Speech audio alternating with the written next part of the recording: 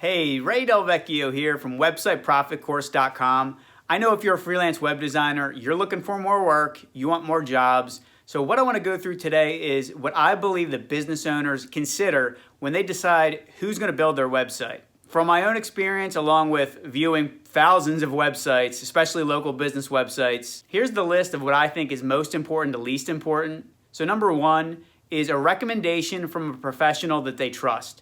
So a business owner is probably going to ask either somebody within their industry that they know or maybe another business owner that they're friends with. Who have they worked with?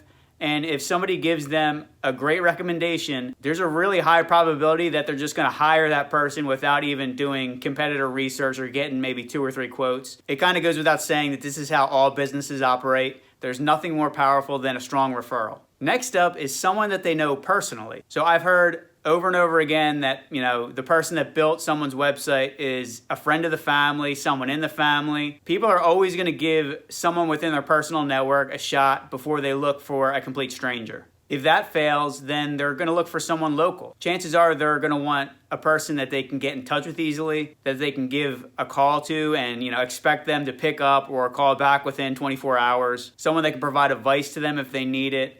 And in my experience, I meet with a lot of my clients and most of them really appreciate that. We build our relationship when we have these in-person meetings and I get to know their business, they get to know me and my business. It really helps out in the long run. If they can't find someone local, they're going to give preference to somebody that has worked within their industry. So this is why I always recommend that if you're a web designer, you do your best to niche down and find one specific industry to work with because you're going to get to know that business industry really well. You're going to understand the marketing behind it, other websites that are relevant to that business, whether that's for SEO or getting ideas for how other successful businesses in an industry run their website, operate their website, and the features that you need to include within it. After that, they may look for a big generic company. So this is where the nationwide companies that really do work for any small business come into play. If they're not looking to build the website themselves, they may go for a company like that, or they're going to look for a DIY solution, something like Squarespace.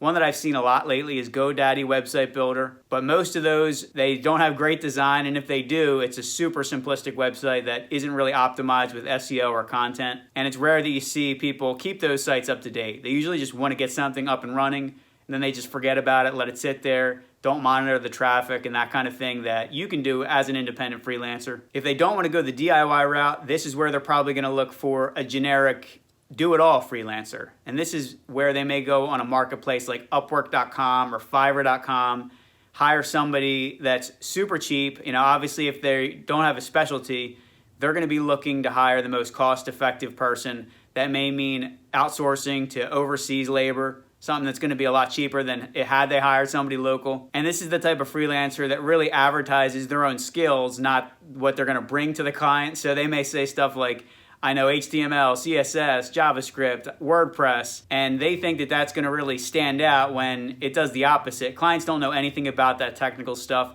They just want to know the results that you can bring from it. So that's why when you specialize, you talk more about bringing leads in, how the website's going to make their brand image appear better to a customer that's doing research on them. Ultimately, this priority list that we just went through, it's going to depend on the success of the business. So somebody that's just opening a business and they want a website, they're probably going to go for the lower cost route. Whereas somebody that has an established business that's been around for 10 to 15 years, they make several $100,000 or more per year. They may have dealt with a web design provider in the past and weren't happy with them.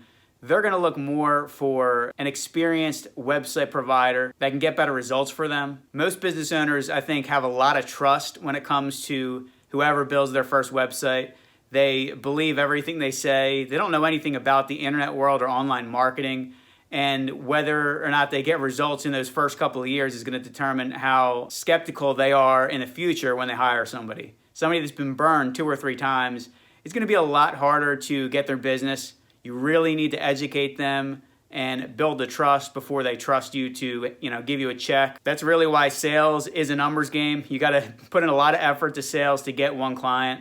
You got to reach out to people, follow up multiple times.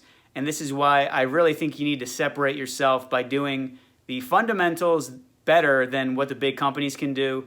Communicate better, make it easy for them to contact you, be honest, and that way you build trust with them. You got to educate them along the way. You know, Google's always changing, the social media landscape is always changing, so the more you stay on top of that and push that information to your customer, you know, let them know of maybe new things that they can do, features they can add, stay active on all these channels. All that goes into building a great relationship with your client. As I mentioned before, you want to specialize in a niche. You don't have to do this at the beginning. Obviously, you want to get some experience working with clients, but once you handle 2 to 3 jobs, maybe 3 to 5 jobs, you're going to have an understanding of which of those customers or clients was best to work with, which appreciated your services and your skills the most, and also which of those you brought the most results to. This is why you got to keep track of analytics and something like Google Search Console, so you can see how often that the website is appearing in Google search and whether you're bringing them new business either through organic search like Google or social media if it's more of a social niche. If you are looking to freelance, I got a free download for you, 15 tools to start your web design business.